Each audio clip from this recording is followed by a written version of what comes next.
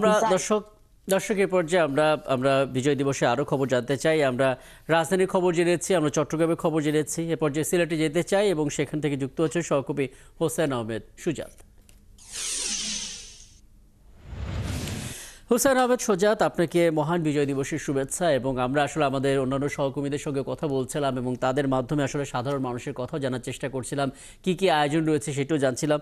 আপনি এক বাক্যে একটু জানিয়ে দেবেন আসলে সিলেটে দিনভর কি কি আয়োজন রয়েছে, কি কি আয়োজন ইতিমধ্যে হয়েছে, সাধারণ মানুষ কি বলছেন এবং সামাজিক সংগঠন যারা আছে তাদের উপস্থিতি বা কেমন দেখছেন? মহান বিজয় দিবসের শুভেচ্ছা।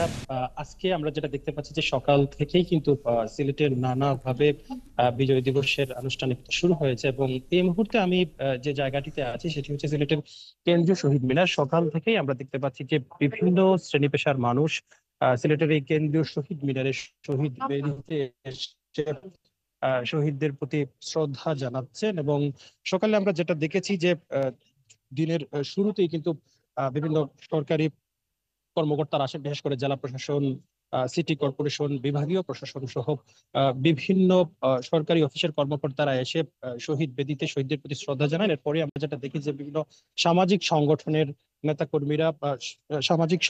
নেতাকর্মীরা সেখানে এসে তারা শহীদদের প্রতি শ্রদ্ধা জানান। ততই কিন্তু সিলেটের এই কেন্দ্রীয় শহীদ মিনারে মানুষের উপস্থিতির সংখ্যা বাড়ছে, দলে দলে মানুষ আসছেন। এসে 1971 সালে বীর শহীদরা আমাদেরকে যে বাংলাদেশ উপহার দিয়েছিলেন তাদের বীরত্ব গাথা বলছেন। পাশাপাশি আমরা এই কেন্দ্রীয় শহীদ মিনারে আসা সাধারণ মানুষের সাথে কথা বলেছিলাম। তারা আমাদেরকে বলছেন যে স্বাধীনতার পর থেকে আমাদের এই বাংলাদেশ নিয়ে যত ছিনিমিনি খেলা হয়েছে সেটা যাতে আর না হয়, বাংলাদেশ দুরন্ত গতিতে যাতে সামনের দিকে এগিয়ে যায়, আহ আবারও যাতে কেউ দেশে ফ্যাসিবাদ সৃষ্টি করতে না পারে। তারা একটি বৈষম্যহীন বাংলাদেশ চাচ্ছেন, যে বাংলাদেশে কোনো অহংকার থাকবে না, কোনো অশান্তি থাকবে না, কোনো অরাজকতা থাকবে না, বাংলাদেশ হবে একটি শান্তিপূর্ণ দেশ।